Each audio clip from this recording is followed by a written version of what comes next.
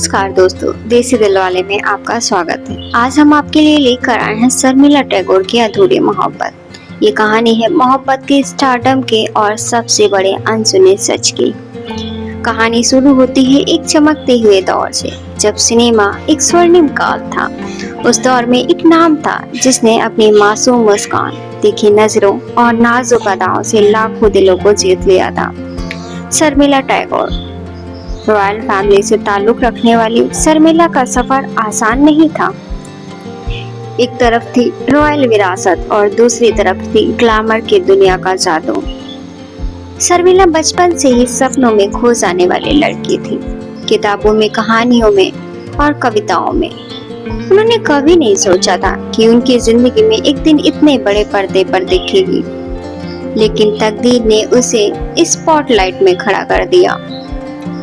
उनकी पहली फिल्म आई अपूर्व संसार। सत्यजीत रे जैसे महान डायरेक्टर के साथ काम करके शर्मिला ने साबित कर दिया कि वो खूबसूरत नहीं बल्कि टैलेंटेड भी है। लेकिन जैसे जैसे उनका कैरियर उड़ान बढ़ रहा था, वैसे वैसे उनका दिल भी किसी के लिए धड़कने लगा था।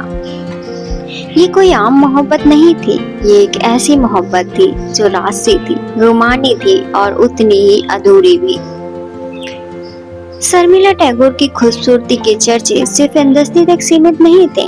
Royal properties, film makers, awards और महफिलों में भी उनके जलवे हर कोई देखता था। उसी दौर में उनकी मुलाकात हुई पटौदी खानदान के नवाब मंसूर अली खान पटौदी से।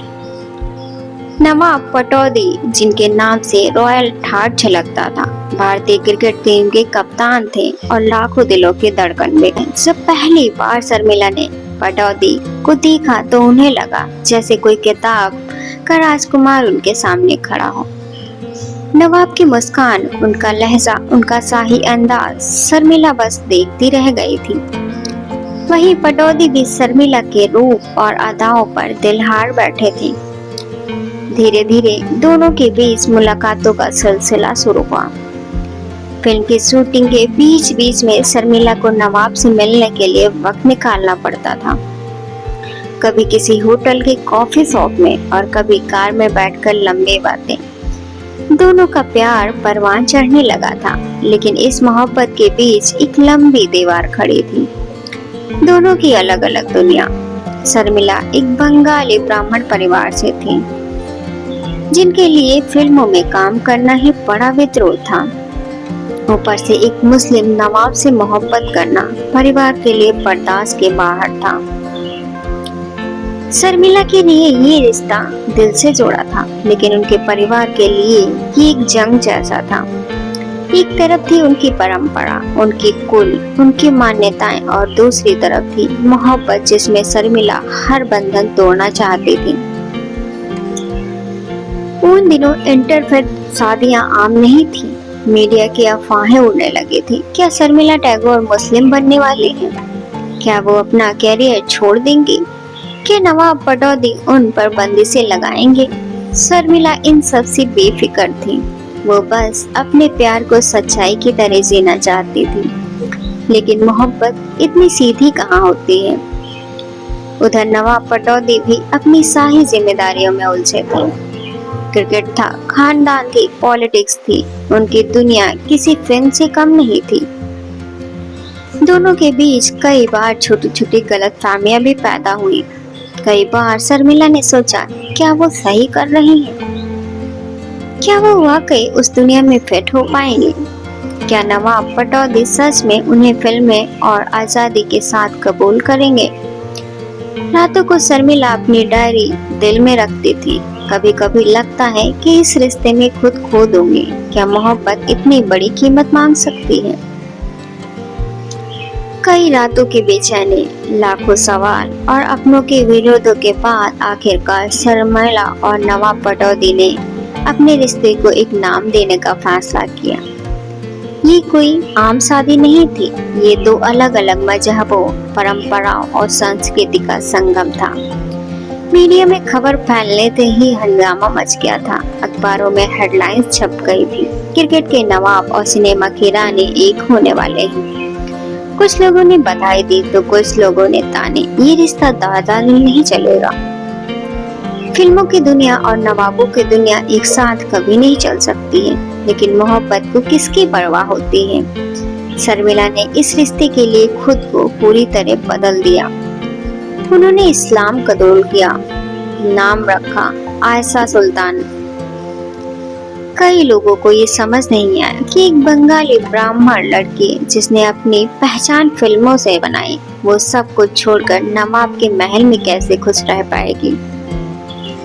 शादी बड़े धूमधाम से हुई। दोनों के चेहरे पर मुस्कान थी, लेकिन शर्मिला के दिल के किसी कोने में एक डर भी था कि कहीं उनकी दुनिया की चमक फीकी न पड़ जाए, कहीं वो खुद को न भूल जाए। शादी के बाद जिंदगी ने नया मोड़ लिया। नवाब पटौदी क्रिकेट में व्यस्त रहते, शर्मिला फिल्म के सेट पर। बच्चों की परवरिश और घर की जिम्मेदारी और करियर, तीनों को संभालना आसान नहीं था। धीरे धीरे वो दूरियां शुरू हुई जिनकी शर्मिला को सबसे ज्यादा डर होता है। नवाब पटौदी एक नवाब सख्त नवाब थे, मगर शर्मिला दिल से एक आजाद परिंदा थी। वो परिंदा जो खुले आसमान में उड़ना चाहता था, लेकिन शाही दरवाजों के बीच उनकी परवाज कहीं खोने लगी थी। वक्त गुजरता गया। शर्मिला टैगोर की जिंदगी बाहर से जितनी चमकदार दिखती थी, भीतर से उतनी ही खामोश होती जा रही थी। नवाब पटौदी के महल में रहते हुए वो रॉयल ठाट तो खूब था, बड़ी बड़ी महफिलें थी, आसियान दावतें थी, लेकिन क्रिकेट की बड़ी बड़ी पार्टियां। लेकिन उन भीड़ भरी दावतों में शर्मिला की तन्हाई किसी को नहीं नजर आती थी। एक तरफ वो पत्नी थी जो नवाब पटौदी की बेगम थी, और दूसरी तरफ वो हिंदी सिनेमा की चमकती अदाकारा थी जिसे डायरेक्टर्स आज भी अपनी फिल्म में लेना चाहते थे, लेकिन हर बार उन्हें सवालों का सामना करना पड़ता था। अब आप फिल्में कब छोड़ेंगे? अब आप घर संभालेंगे या शूटिंग करेंगे? कई बार शर्मिला ने सेट पर खड़े होकर आंसू छुपाए। वो चाहती थी कि उनका करियर और परिवार दोनों साथ चले, मगर ये जंग आसान नहीं थी। नवाब पटौदी बहुत प्यार करते थे, लेकिन एक नवाब की शान शौकत में, शाही रस्मों में वो ये नहीं समझ पाते थे कि शर्मिला के दिल में आजादी कितनी जरूरी थी। वो चाहते थे कि शर्मिला अब कैमरे से दूर रहे, महल की रानी बनकर रहे, लेकिन शर्मिला वो लड़की नहीं थी जो पर्दे के पीछे बैठ जाए। धीरे धीरे वो एक दूसरे के दूर होते चले गए। महल के लंबे गलियारे, सुनसान कमरे, बच्चों की हंसी, सब कुछ होते हुए भी शर्मिला के मन में खालीपन बढ़ता गया।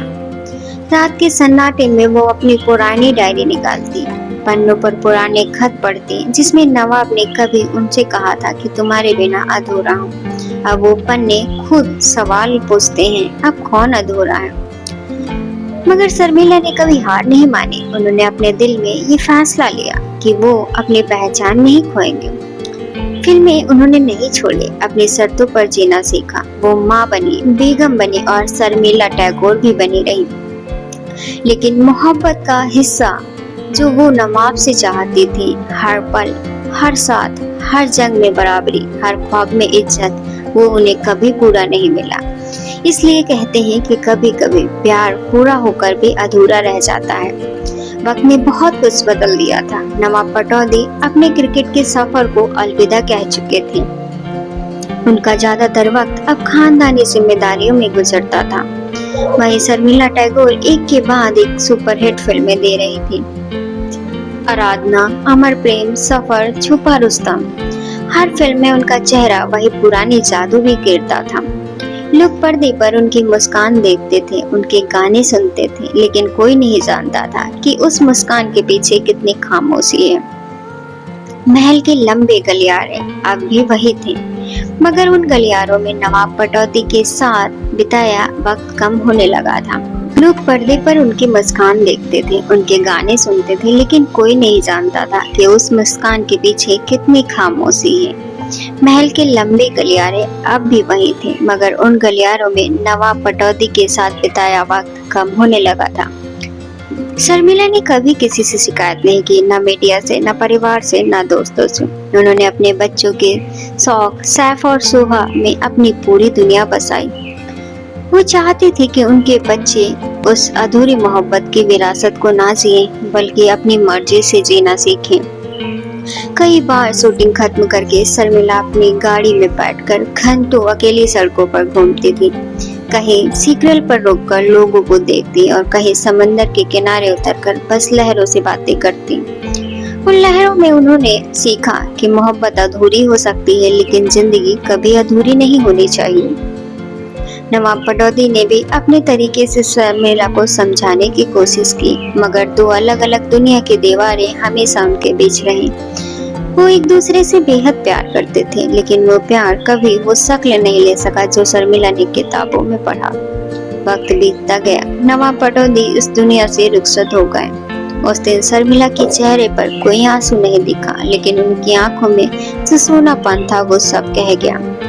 आज जब लोग शर्मिला टैगोर को देखते हैं तो उन्हें नवाब की बेगम कहते हैं, एक रॉयल खानदान की मलिका कहते हैं, हिंदी ने सिनेमा के गोल्डन गर्ल कहते हैं, मगर वो खुद को एक ऐसी औरत मानती है जिसने अपनी अधूरी मोहब्बत से एक पूरी दुनिया बना ली।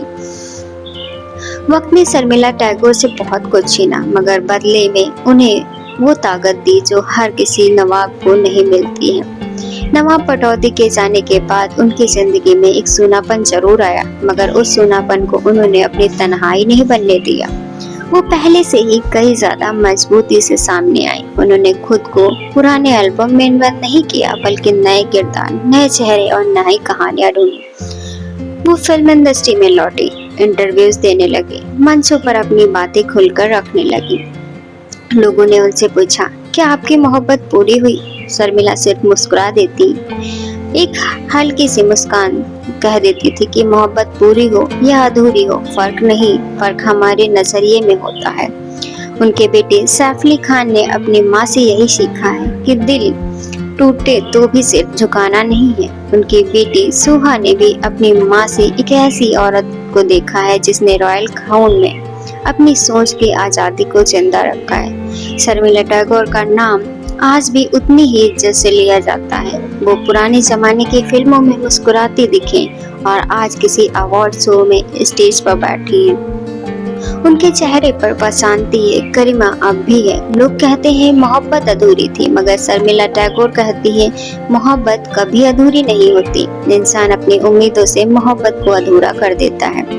उनकी कहानी आज भी हर लड़की को ताकत देती है जो मोहब्बत के नाम पर अपनी पहचान खोने से डरती है। वो सिखाती है कि प्यार करना गलत नहीं है, लेकिन खुद से प्यार करना उससे कई ज्यादा जरूरी है। उनकी अधूरी मोहब्बत ने उन्हें कभी नहीं तोड़ा, बल्कि और भी खूबसूरत बना दिया। वो मुस्कुराहट जो आज भी अपने पुराने गानों में दिखती है, वो गवाह है कि मोहब्बत हमेशा जिंदा रहती है, भले ही लोग साथ न दें। और इस तरह शर्मिला टैगोर की अधूरी मोहब्बत पूरी दुनिया के मुकम्मल की कहानी बन गई जो शादी तक पहुंची। शर्मिला टैगोर ने अपनी जिंदगी में मोहब्बत से जुड़े रंग को जिया, गलतफहमियां, दूरियां, मजबूतियां और आखिर में तन्हाई भी, मगर उन्होंने कभी मोहब्बत को कोसा नहीं। वो जानती थी मोहब्बत वो किताब है जिसका आखिरी पन्ना कोई नहीं लिख पाता। नवाब पटौदी के जाने के बाद भी उनके किस्से अपनी आंखों में लिए फिरते हैं। कभी कभी किसी इंटरव्यू में उनका जिक्र शर्मिला की पलकों में नमी के रूप में झलकता है, लेकिन वो नमी हमेशा मुस्कान में छिपी रहती है, जैसे वो कहना चाहती है कि मोहब्बत आज भी कहीं जिंदा है। उनके बच्चे, उनका परिवार सब उनकी ताकत बन गए हैं। सैफ ने जब अपनी माँ को देखा तो वो समझ गए थे कि सच्ची रानी वो होती है जो दाज से नहीं अपनी सोच से बड़ी बनती है। सुहा ने अपनी माँ में वो आईना देखा जिसमें एक औरत हर मोड़ पर खुद को पहचानती है। आज भी शर्मिला टैगोर एक मिसाल है, न सिर्फ कामयाब अदाकारा के तौर पर, बल्कि एक ऐसी औरत के तौर पर जिसने रिश्तों को निभाते निभाते भी अपनी पहचान को कभी मरने नहीं दिया। वो सिखाती है कि अधूरी मोहब्बत भी मुकम्मल होती है अगर आप उनके टूटे हुए टुकड़ों को अपनी ताकत बना लें। वो कहती है कि अगर मोहब्बत मुकम्मल हो जाए तो किसे कौन सुनाएगा। अधूरी मोहब्बत भी तो कहानियां बनती हैं। कभी किसी पुराने फिल्म में शर्मिला टैगोर का एक गाना बजता है, कुछ तो लोग कहेंगे, लोगों का काम है कहना, और उस गाने में उनकी मुस्कुराहट आप भी कहती है कि लोग कहें या ना कहें, मोहब्बत कभी नहीं मरती। और इसी के साथ शर्मिला टैगोर की अधूरी मोहब्बत की कहानी आपकी यादों में हमेशा जिंदा रहती है। एक मुस्कुराती तस्वीर, एक बेखौफ औरत और एक मुकम्मल अधूरी कहानी, अधूरी मोहब्बत। अगर आपको यह वीडियो पसंद आया हो तो चैनल को सब्सक्राइब कीजिए, वीडियो को लाइक कीजिए, क्योंकि हम लाते हैं अधूरी मोहब्बत की दास्तान को, जो अधूरी होकर भी पूरी होती है।